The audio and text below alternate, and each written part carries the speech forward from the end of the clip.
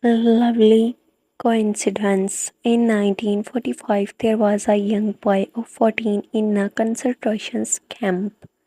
He was pale, thin, but had a bright smile. Every day, a young girl came by on the other side of the fence. She noticed the boy and asked him if he spoke Polish, and he said yes. She said he did, looked angry, and he said he was. She then reached in her pocket and gave him her apple. She thanked her and she went on her way. The next day, she came by again, bringing with her another apple, which she gave him.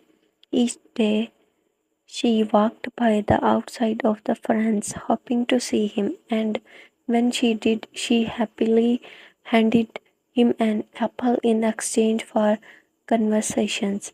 One day, he told her not to come by anymore.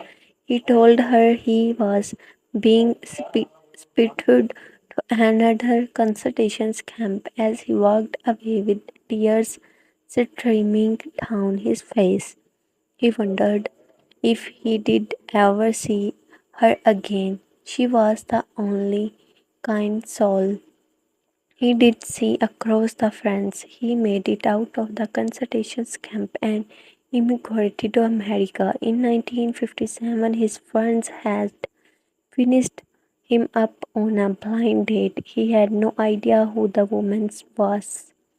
He picked her up and during dinner began taking off plant and the concentrations camp. She said she was in Poland at that time. She said she used to take to a boy and give him apples daily.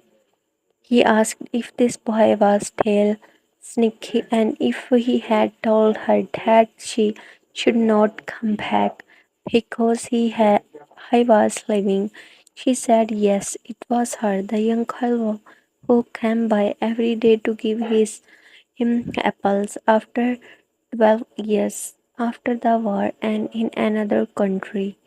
They had met again, but was the odds? He proposed to her on that very night and told her he did never again let her go.